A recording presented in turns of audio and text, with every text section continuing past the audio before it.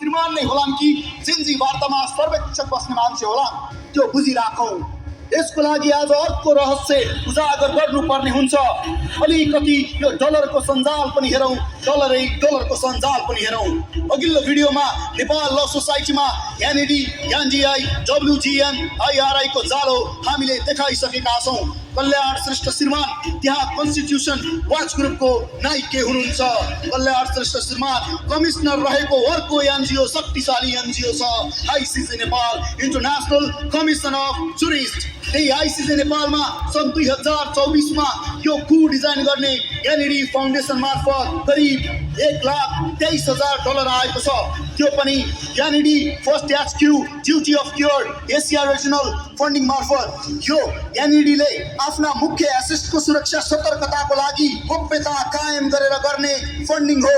नेपालमा यो एनइडी transactional justice प्रोजेक्टको नाममा आएको छ।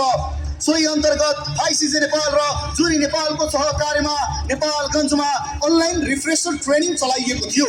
यो भन्दा बढी के देखाउनु, लाज पनि लजाउँछ। डलरमा देश बेच्नेहरू देशद्रोही हुन्।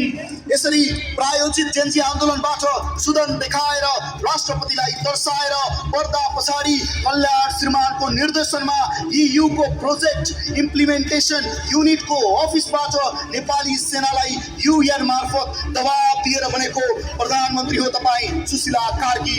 अब हाम्रा प्रश्न एक, ओम प्रकाश र डाक्टर अभिषेकसँग 24 गते बिहान सडकमा कसरी पुग्नुभयो?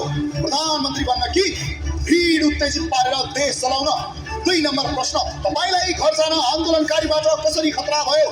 तपाईको लागि काठमाडौँका सबै घर खुल्ला थिए, किन त्यही युरोपियन युनियनको अफिस जानुभयो?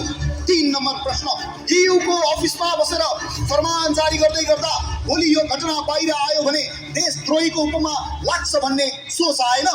4 नम्बर प्रश्न, तपाईलाई हामीले देखाएको EU को अफिसमा बसेर प्रोजेक्टर लगाएर देश चलेको हेरेर बस्नु भएको हो कि होइन? 2 वर्ष अघि सिंहदरबार चलाउने नै हो र दमकल पठाउने होइन भन्ने मान्छे डाक्टर अभिषेकसँग EU को अफिसमा बसेर साँच्चीकै सिंहदरबार चलेको हेर्दा तपाईलाई बोलेन? उसैको गाडीमा डुल्दा मन चिसो भएन?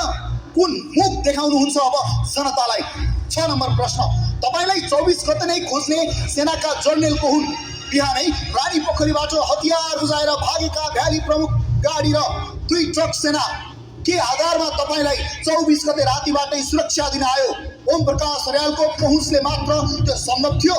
बाहिर सिंहदरबार चलिरहँदा 2 गाडी सेना र प्रहरी तपाईको लागि कसरी खटियो? यो पनि हाम्रो प्रश्न हो तपाईलाई प्रधानमन्त्रीज्यू।